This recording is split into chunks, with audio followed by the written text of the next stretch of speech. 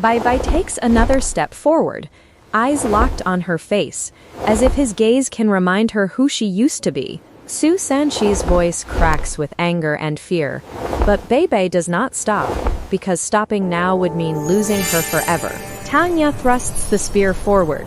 Welcome back to 3D Cartoon Review, my friends, where every soul ring is a promise, and every promise can turn into a blade at war. Today we continue Dalu 2, Episode 140, The Rescue Payoff, where love, sacrifice, and deception collide inside one burning heartbeat. Before we begin, tap like, hit subscribe, and ring the bell, because this episode isn't just action, it's emotion sharp enough to cut. The sun-moon frontline still shakes from yesterday's catastrophe, and smoke crawls across the camp like a living thing, searching for lungs to steal. Metal dust floats in the air like black snow, and every soldier looks over his shoulder, fearing the next blast will come without warning.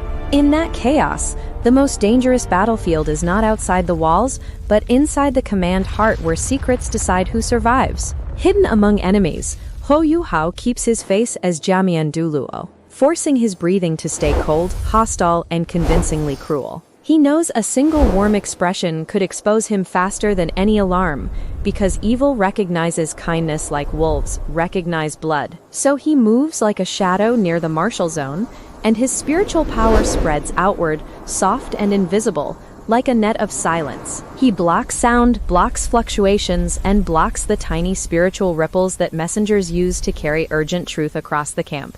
One by one, messenger squads approach the command tent, and one by one, they vanish, knocked out cleanly before they can speak.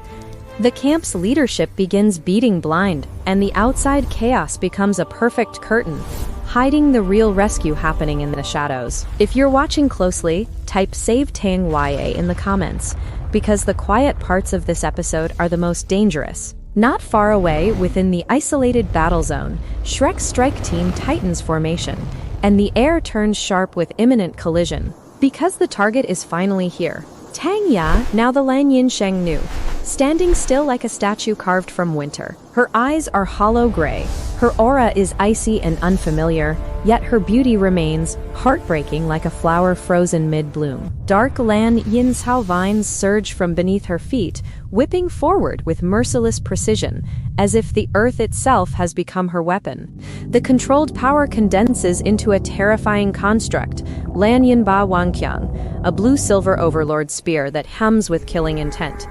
The spear's blue light is cold, not holy, and it feels like a lie, like someone painted darkness with a beautiful color. Su Sanxi steps forward instantly, lifting defense and shielding the team, his stance solid like a wall built from years of battle. But the one who truly walks forward is Bei Bei, and his expression is not fierce. It is broken, stubborn, and painfully gentle. He looks at Tang Ya as if past and present are slamming together in his chest, and every second of silence feels like punishment.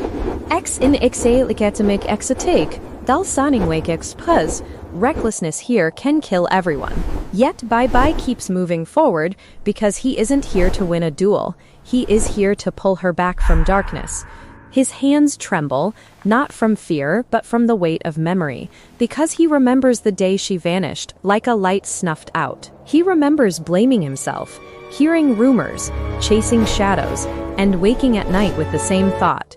If I was stronger, she'd be safe. Now she stands before him, alive yet stolen, and he knows words alone may not reach her through the Holy Spirit cult's chains. Tang Ya's vines lash again, and the spear aims straight at Bei Bai's heart, as if the enemy wants the cruelest outcome. The battlefield holds its breath, because everyone can see he is not dodging, and the next second will decide love or death. Bei Bei takes another step forward, eyes locked on her face, as if his gaze can remind her who she used to be. Su Sanxi's voice cracks with anger and fear, but Bei Bei does not stop, because stopping now would mean losing her forever.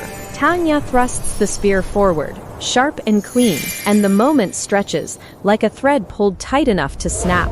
Bei Bei steps into it on purpose, letting the spear pierce him, and shock ripples through the team like thunder without sound. Blood spreads across his clothes, dark against the blue glow, and even Tang Ya's controlled stillness wavers for a fraction of a breath. Something deep inside her collides with something older than control, like a buried bell ringing beneath ice. Tang Ya's face twists, and she suddenly grabs her head, as if pain is ripping her mind in two. She screams, "My head hurts," and that one line tears open the perfect coldness, like lightning splitting a sealed sky. The blue-silver overlord spear trembles, the vines falter, and her posture cracks as if the puppet strings are being yanked apart. Bei Bei doesn't retreat even though he is bleeding, because he knows this is the only opening he may ever get again.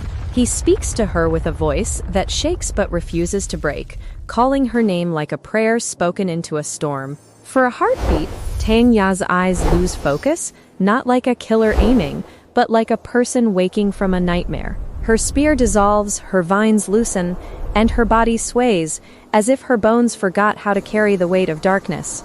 Bei Bei catches her instantly, pulling her into his arms, and the embrace becomes the first true crack in the cult's control. Yu Sanxi moves like a shield made human, covering them, turning defense into a moving wall toward the extraction point. Huo Yuhao's undead gate has already been prepared, hidden inside chaos, waiting like the only exit in a burning maze. Tang Ya collapses unconscious against Bei Bei's shoulder, and his hands tremble as if he's afraid she'll vanish if he loosens his grip. Su Sanxi urges speed, because the longer they remain, the more likely Zhong Liwu's senses will reconnect to the truth. Outside the barrier, the Sun Moon camp still howls with panic, but inside, the rescue becomes a race against time itself. Now, friends, ask yourself if you were Bei Bei. Would you dare take that spear, or would fear win for one fatal second? At the martial command tent, Zhong Liwu finally senses something wrong, not through sound, but through silence that feels too deliberate. It's the silence of missing messengers, missing reports, missing spiritual ripples, like someone has cut the nerves of the camp. Zhong Liwu storms out, surrounded by consecrators, his eyes scanning like knives, searching for the hidden hand controlling the chaos. He runs straight into Jia Mian Douluo, not knowing it is Huo Yuhao, and demands explanations with cold impatience. Huo Yuhao plays the role perfectly, acting offended, reporting confusion, and keeping his aura dirty and cruel like an evil cultivator. Zhong Liwu's suspicion spikes, but crisis forces him forward, and he chooses speed over interrogation, rushing toward the combat zone. The moment Zhong Liwu moves, Huo Yuhao turns as well, because extraction must finish before that terrifying power collapses the rescue line.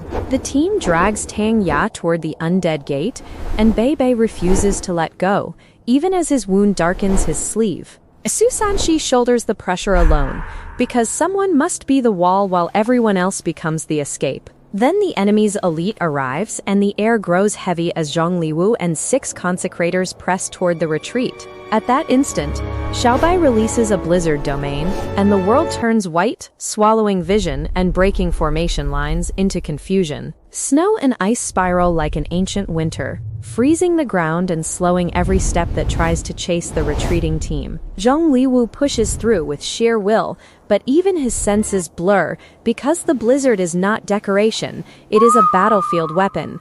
Then Yan Xiaojie descends like a burning star, his phoenix flames turning night into daylight with super-level pressure. Heat collides with snow, and steam erupts in violent clouds, blinding the battlefield until it becomes fire, ice, and roaring soul power.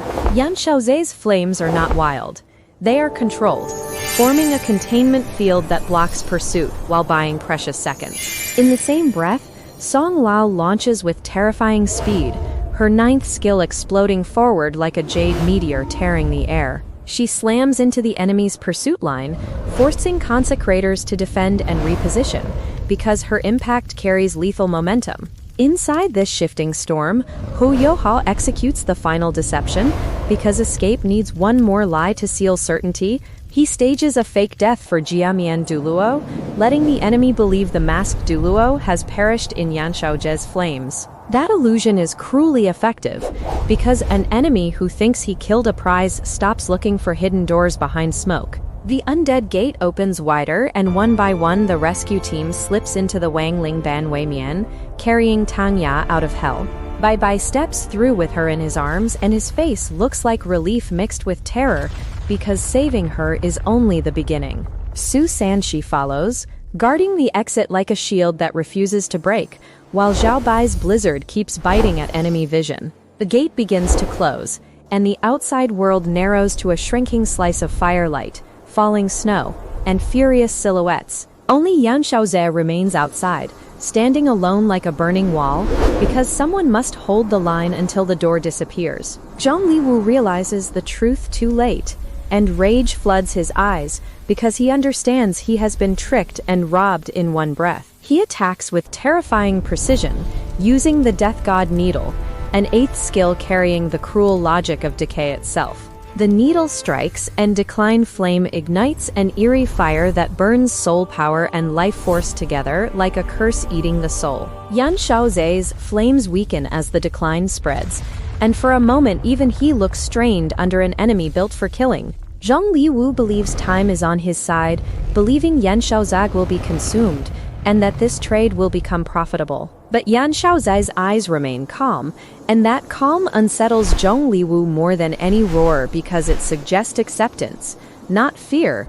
Yan Shaozai smiles faintly, not arrogant, more like a teacher making sure his students reach the exit before the corridor collapses. Then golden flame blooms around him, purer and brighter than before, as if he's burning away decline with his own life as fuel. The brightness becomes unbearable, and Zhong Liwu's expression changes, because this is no ordinary counterattack. This is final resolution. Yan Shaozai ignites himself in golden fire, a self-burning purification that refuses capture, refuses corrosion, and refuses to let the enemy profit. The explosion of light forces Zhong Liwu back, making even consecrators shield their eyes as the air screams with heat. In that final glare, the gate fully closes, sealing the rescued team safely beyond reach, leaving only fading flame behind. When the light fades, the battlefield is scarred, and Zhong Liwu stands rigid, furious that victory slipped through his fingers.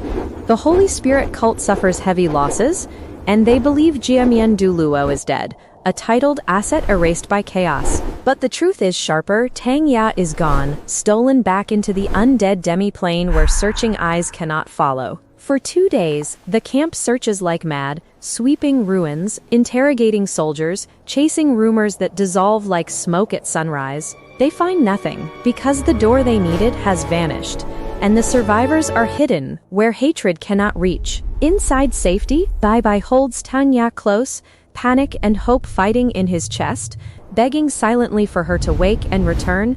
Huo Yuhao watches them with exhausted eyes, knowing the rescue succeeded.